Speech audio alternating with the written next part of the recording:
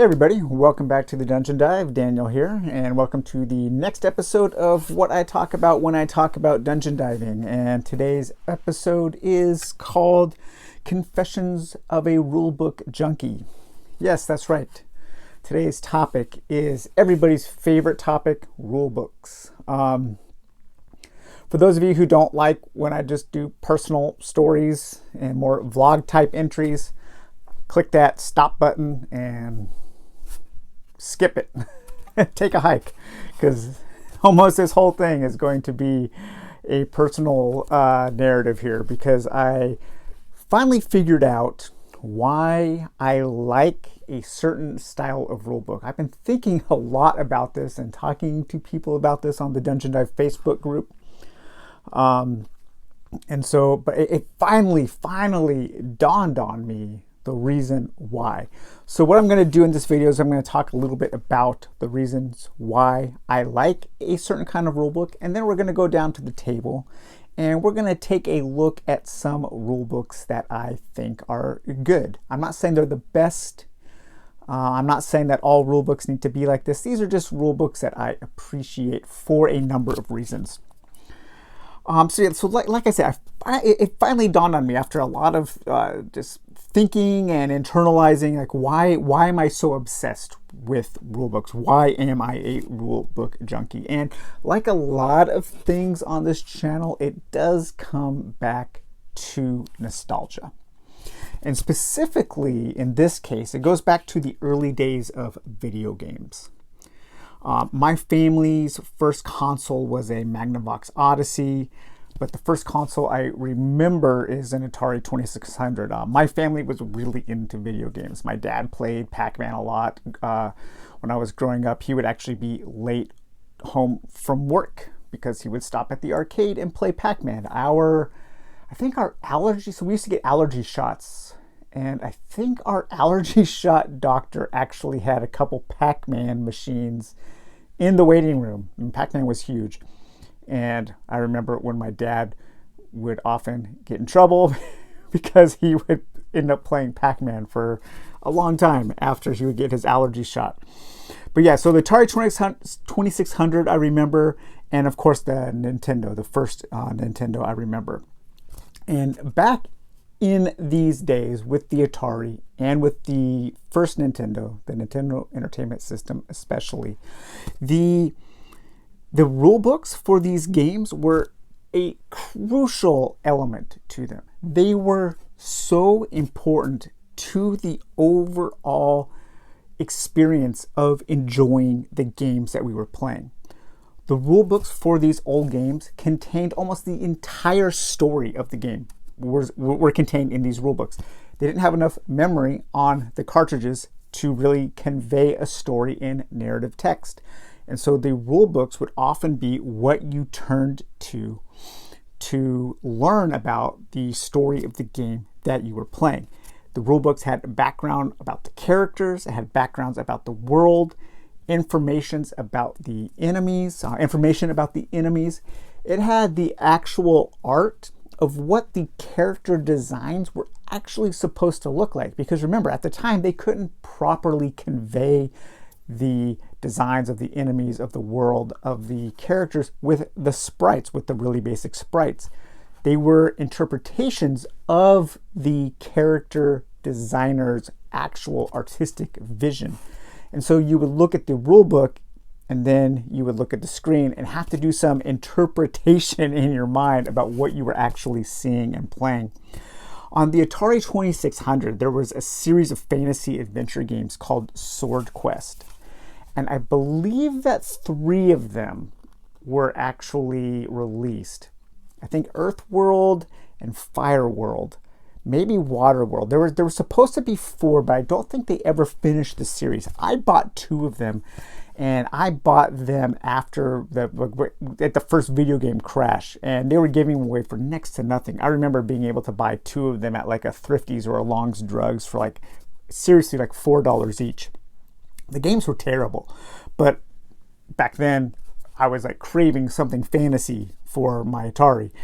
The games, they were super poorly made, but they came with these really substantial rule books, and each issue came with a really cool comic book. And the comic book told you about the story of the game.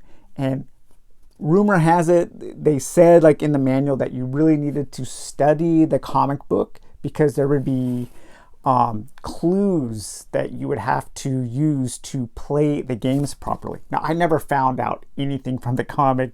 I was never able to find the clues. These games are practically unplayable from what I remember, and yes, quite terrible. But the rule book and the comic book that came with the game, the documentation that came with the game, I remember very, very fondly. And without those two things, the games would be next to nothing. Now we're going to move on to the Nintendo. And the Nintendo had three very important games in the development of adventure games and role-playing games, just in general, in the overall like industry of those kinds of games and in my life. And of course, those games are Zelda, Metroid, and Final Fantasy.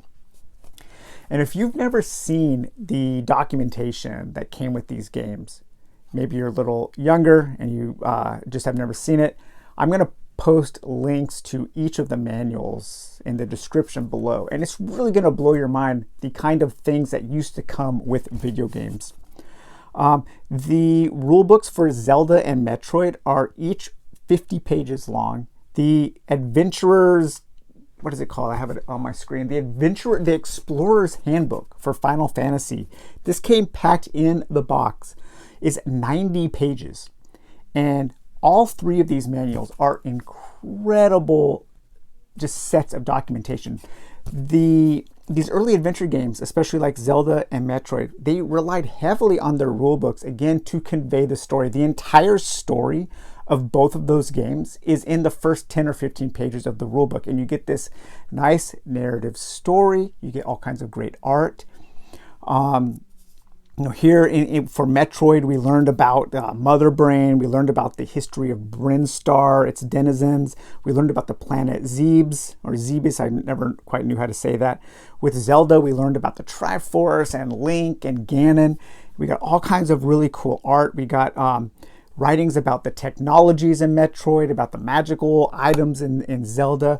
We got complete bestiaries with details about the enemies that we were going to be fighting, the places that they lived, how they, like their kind of ecology in their environment.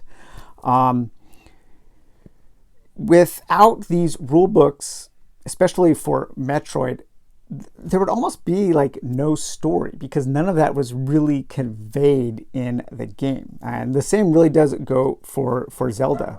So much of the things that we know about that game come from that original rulebook. The manual, like I said, for Final Fantasy, it came with a map, it came with a guide, because this was like one of the first big JRPGs, and people didn't really know how to play these games. It came with a fold-out bestiary on one side, and on the other side it had like items and their stats. These were great things that we paid for with the game.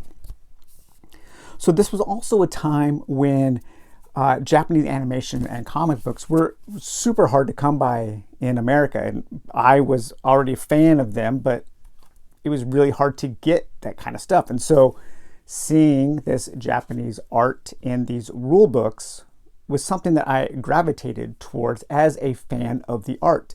So my fan of art in these games goes way back.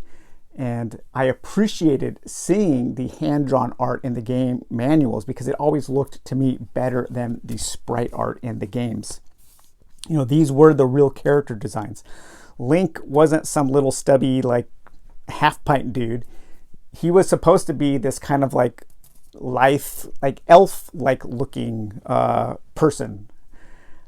But they couldn't really convey that on the screen, so we had to like come to some kind of agreement between what was shown in the manual and what was being shown on the screen. Kids my age, like me, we carried these manuals with us like everywhere we went because we didn't have laptops, we didn't have pocket computers like phones and stuff. when we were away from our games, we were really away from our games. And so a way that we could think about the game while we were away from it was to have these manuals with us. And so I think this is kind of why size is such an important thing to me. I would always have a manual in my backpack at school, and we would take them out and we would look at them and we would talk about them because they actually had stuff to discuss in the manual. They had, the art, the maps, secrets, places for us to write notes in that we would use to trade secrets on the playground at school. And I still do that with game manuals. I will still, when I get a new game, I will keep it in my backpack because I always carry a backpack when I was going to work to just look at throughout the day. And so the size of them is something that is very important to me, for them to be portable.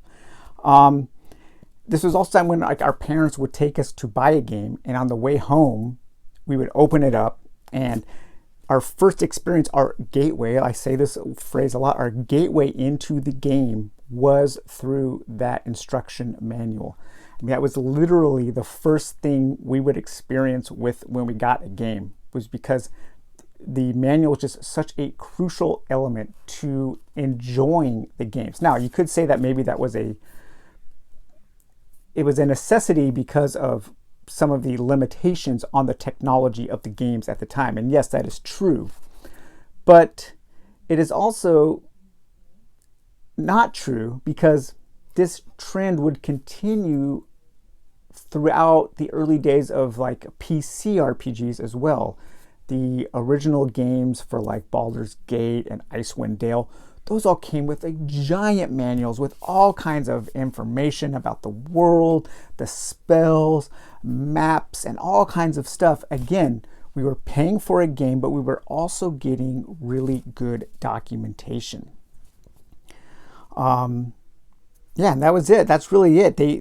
So from those early days of experiencing these manuals with video games, I have come to appreciate the art form of good documentation with board games. And I super miss that with video games. I would buy way more physical video games if they still came with cool documentation. The last game that I really remember getting good printed documentation for was with Morrowind on the Xbox. Yes, that's how I unfortunately had to experience Morrowind, was on the Xbox. I didn't have a gaming PC, so that was my first experience with an Elder Scrolls game was on the Xbox, and I liked it. But I also remember the manual being really cool. I remember buying the game at lunch and taking it back on my lunch break at work and like reading through it and getting excited to go home and play that game. So as you can see, a lot of the things that I'm constantly talking about with board game rule books stem back to these early days in my life with video games. So I guess you could say that, I value thematic rule books because I'm old. If you want to boil it down to something like that. Things I'm not looking for is perfection in the rules. I completely understand that errors are going to be made.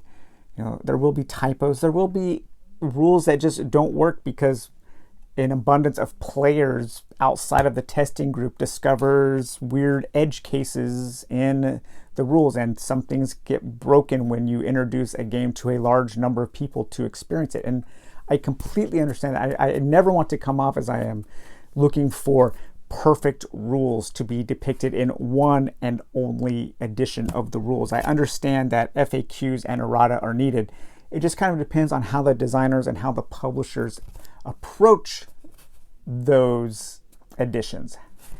Are they quick to update? Do they provide good supplemental documentation so that you can print? So yeah, I don't mind that, and I'm not looking for perfect rules. I'm not even necessarily looking for only the rules. I like other things to be associated in the rule books that I have mentioned: art, theme, a little bit of background story. I think that when a designer pays attention to all of that, when a publisher pays attention to the overall design of the documentation for the game, it shows that they're paying attention to the overall experience of the game. And I feel like I am in better hands. I feel like I can trust the game more to deliver to me something that I am looking for.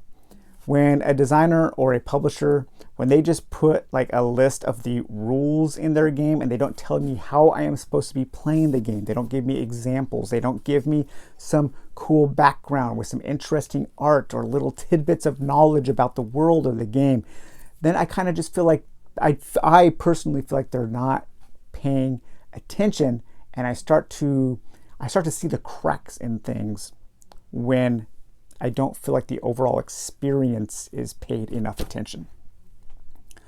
So yeah, so I don't view rule books as just something to get through before you can have fun.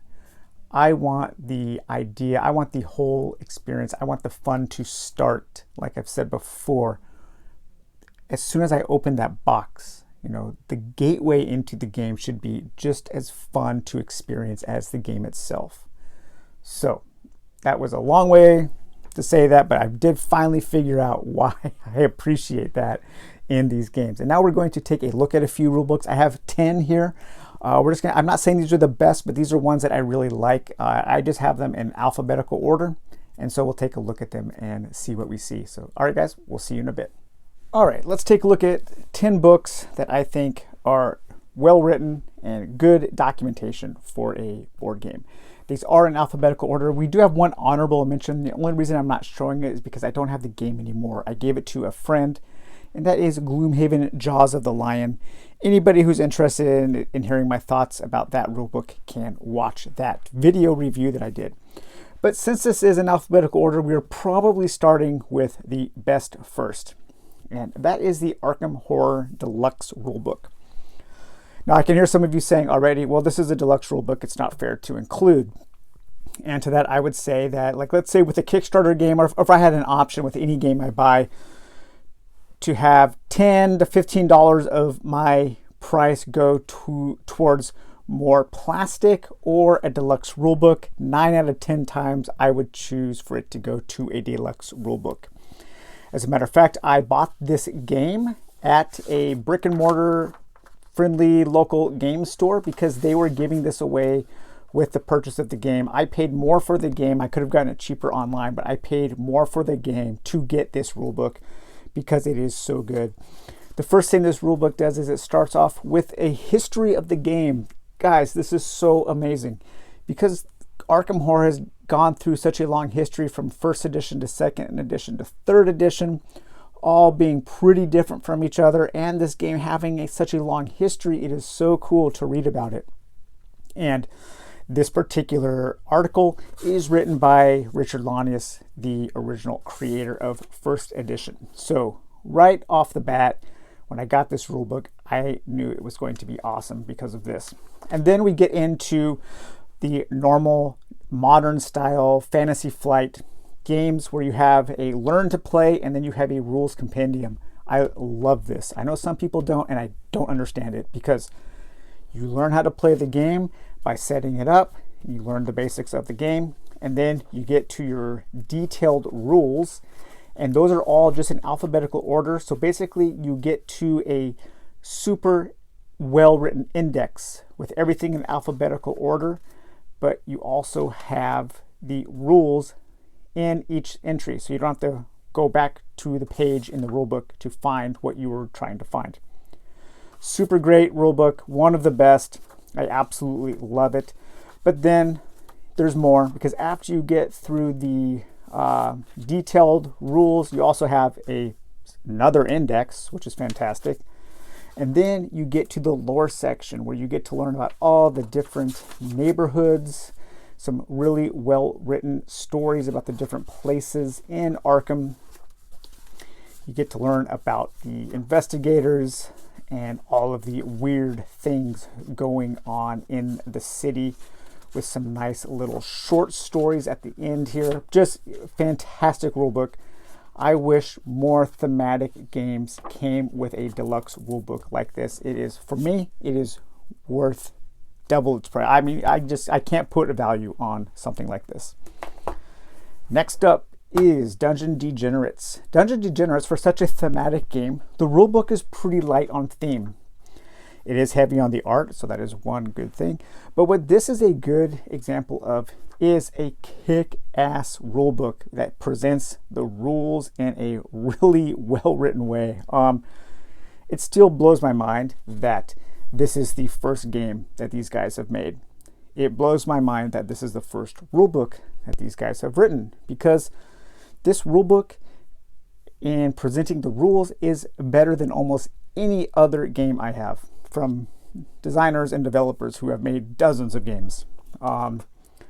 You do get a nice thematic introduction, a look at the components. I like the way that this game breaks out or structures its rules, because you start with the map, you start with the big picture, and then you kind of work down into the nitty-gritty. Each of the sections has its own color page, which is nice to offset from the other things. Again, you get lots of examples, lots of cool art, but it just really effortlessly kind of moves through this game, a game that is pretty complex, and I think it presents all of the rules in a logical fashion. There are almost, the FAQ and the errata for this game is pretty small considering how complex it is. And then you also get at the back, you'll get something that we all appreciate, and that is a really killer index. There's really no excuse for any kinds of these complex thematic dungeon crawl adventure games to not have an index. Indexes are super important, and it is also nice when the back of the rulebook has some good information. All right, next up is Hellboy, and you can tell by one of the things you can tell right off the bat here is this size. This comic book size, perfect. I wish more rulebooks were like this size. Mantic seems to do all of their rulebooks in this size. I think the Star Saga rulebook is, and the Walking Dead Here's Negan. So thumbs up to Mantic for this size rulebook. Is super easy to slip in a backpack and just carry with me. What I like about this rulebook is that you have this nice little tutorial rule section first, where you set up and play through an example game, where you learn almost all of the rules in a really quick way, and it explains everything super well. Super great job on that. The rulebook itself, one, it's comic book size to convey its comic book theme, which I like. I think that's a perfect marriage of size and theme. You get a nice selection of the components. Again, this is a well-structured book because you move from the large down to the nitty-gritty as you go. But yeah, very good. It has some good art from the comic book. It has good examples. I think it's well written. I'm not the errata for this. I can't remember how big it is or how detailed it is. I don't remember it being a lot. I remember being able to play this game pretty quickly just from playing through the scenario, the tutorial. And then you also get a very good quick reference guide on the back of the book there. Next up is one of the most detailed rule books I've ever read, and that is Fallen Land. Now, Fallen Land, second edition coming out to Kickstarter soon. I'm not sure I'm going to be jumping to second edition because I already have everything for first edition. But this rulebook is nearly 45 pages long. You get a nice table of contents and a little story here.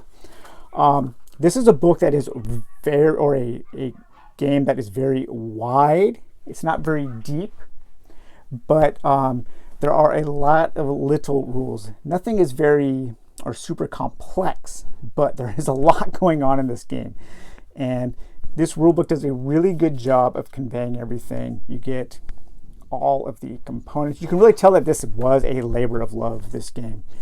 You learn about the map, about the town. Just every little section has tons of examples and shows you exactly what it is talking about. It is well written. You get an example of all the different kinds of items, the different categories of items. When you get to your skill checks, they set up an example party, and then you get two very different kinds of skill checks as examples, which is awesome. Tons of great examples in this rulebook for all the different kinds of things you're going to be doing. And then finally, you get to this gameplay chart that shows you exactly what you're going to be doing from phase to phase. And this also comes as a printed cardboard page with the game that you pass around from player to player. And so as you're playing, you can direct everyone through the things you're going to be doing. And then finally, the rulebook ends with a super detailed example of play with a number of players and a number of different things going on. Amazing example here. More games need to have examples of the game being played written out like this. I think it is crucial. Big Trouble in Little China has that as well. And then this is pretty cool. You get a place where you can write some house rules. That's fun. You get a nice little credit here where you get all the artists. This is something that more rulebooks need. Designers, developers, give your artists credit, prominent credit in the rulebook. Your art in your game is so important to it, and the people who pay for your game should be able to tell who the artists were and what they did on the game. So many games, it's hard to find who the artists were, and I think that's a real shame. Dungeon Universalis has a great list of artists. Next up is the big boy here. I have it covered, Kingdom Death Monster. The reason I have it covered is because the only thing I don't like about this rulebook is the hardback, the cloth that it's covered in is a matte finish, and man, does it pick up grease like nobody's business. So I have that covered. This is a rulebook that really gets me excited to play the game. One thing I don't particularly love is how it's laid out long wise here. I wish it was kind of more like this, like a normal size book. So it is a little difficult to read, but the information conveyed in here makes up for that. I also wish that maybe the pages were a little thicker, but I am being super picky because for the most part, this game has an amazing set of documentation where you do get to learn quickly how to play, and then you go through a little backstory. And by the time you're done reading this backstory, you are just ready to get cracking into the game. You learn about how to set up everything.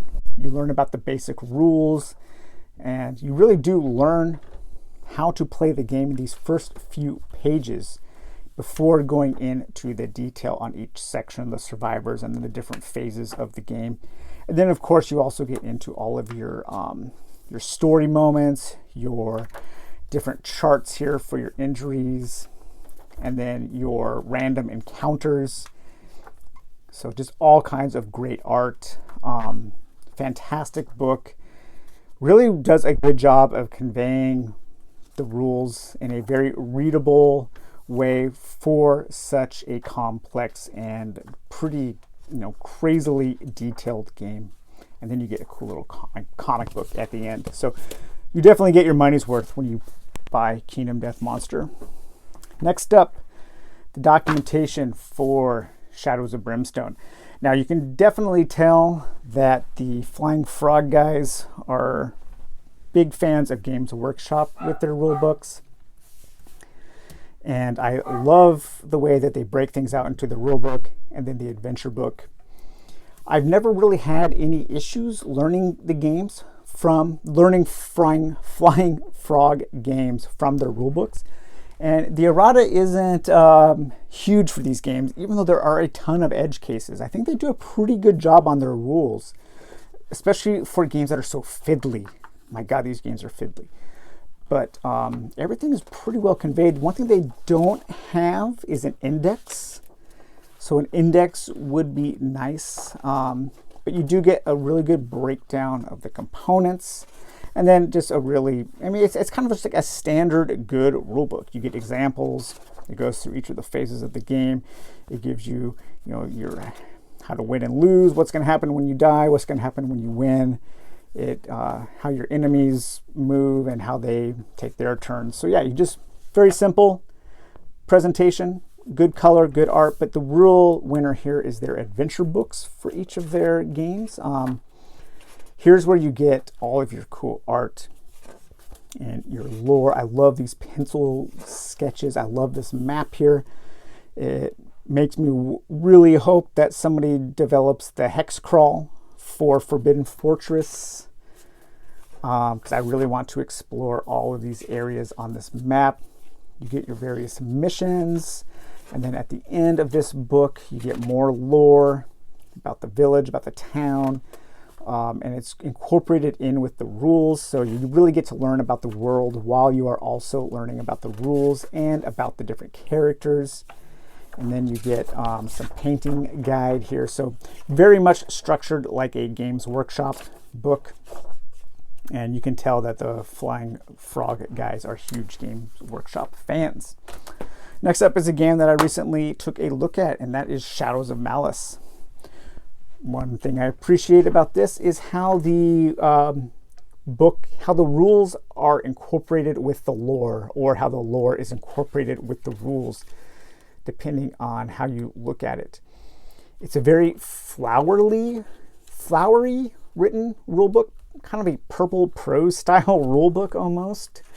Not quite that bad, but it does present things in a way that you do have to think a little bit about. Well, it presents things in a way that conveys the story and the rules at the same time. And that is really cool. So I gave some examples on my review for this game, but I thought it was worth pointing out again. And one thing that this rulebook does that I super appreciate, and I really wish this was at the beginning of the rulebook, is you get this player tips, and you get a nice little section on how you are supposed to be playing the game. And then you get a really good sample of play with a 2-player game that is very well written, and you learn a lot about the game. Next up is Warhammer Quest Shadows over Hammerhal. Fantastic game. The modern day Hero Quest that everybody is saying they want. I'm not sure why everybody ignored this game and flocked to the... Well, I know why, because this is out of print now, but when this was in print, this was the Hero Quest that everybody wanted, guys. This is modern day Hero Quest. This is a better game than Hero Quest. And this should have been as popular as the new reprint of Hero Quest. Shame on everybody, on so many people, for skipping out on Shadows over Hammerhal. Huge mistakes made. But this rulebook is awesome. You start with a map, and then you start with like a, what is it, like a 40-page novella.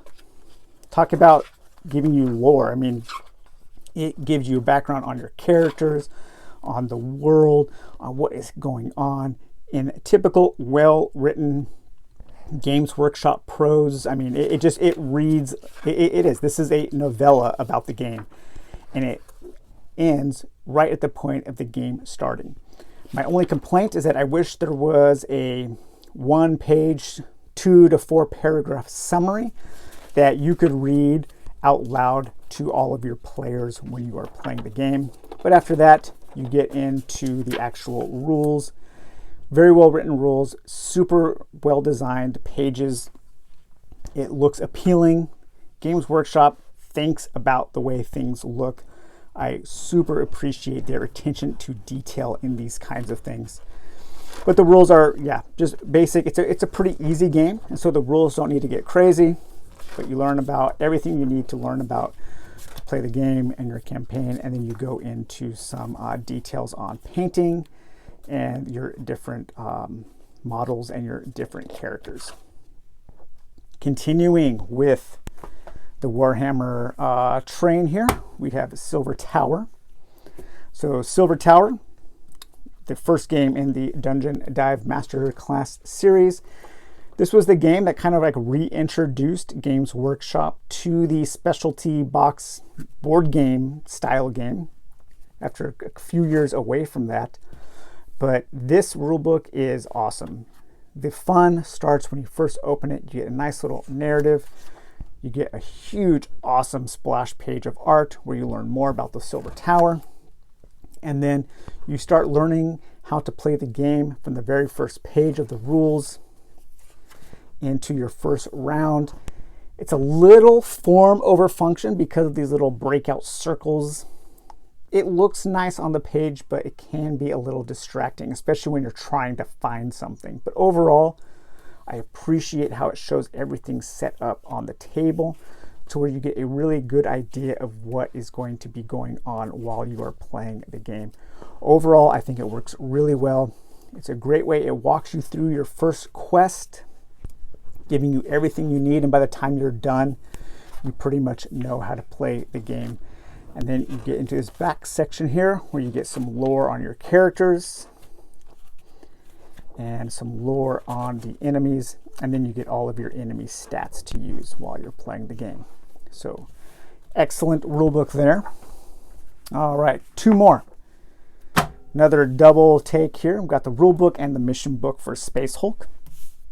Now the rules themselves, this is 4th edition, are pretty basic. Space Hulk is not a complex game, but the rulebook has tons of examples with pictures of the game actually set up with arrows. I mean, it just so well done. This is the kind of stuff that should have been in Alter Quest. These kinds of examples showing how to move, showing a line of sight. I mean, a picture says 1,000 words, right? And Alter Quest, they tried to say too much in words without enough damn pictures. You do get at the end here, when it goes into your different weapons and stuff, you do get some lore mixed into the rules, which is nice. You get this nice weapon page here, and you learn about the different weapons. You learn about the more complex characters like the librarians and the broodlord. And then you get this great handy-dandy reference sheet on the back. The mission book is where the fun really is, because you get some very well written fluff text. Even the missions incorporate a little bit of a story, so you get some detail on what is going on. And then at the end of the missions, you get a whole bunch more lore. And so by the time you're done reading through this, you are just ready to play Space Hulk 4th edition. And finally, of course, the original Warhammer Quest rulebook. What more needs to be said about this? It's really simple in its presentation. It's all mostly in black and white, but you get a really well-written introduction on what kind of game you're going to be playing, because I think this was kind of an original game. I mean, when this came out, there weren't, I don't know of any other, I mean, I'm sure there were some, but cooperative dungeon crawls like this. And so it does a really good job, I think, of explaining a new kind of game to people. You get good little story snippets and art, and it conveys all of the basic rules for your one-off games really well. And it's written in that old conversational Games Workshop tone that I really appreciate. It injects personality into the documentation, and it invites the players into the hobby in a really just well-written way. Of course, they were doing it because they wanted you to spend more money on that hobby, but they did it well. So that's it. All right, guys, this was a really long video. Thank you for those of you who stuck through it, and I hope you enjoyed it. We will talk to you later. Bye-bye.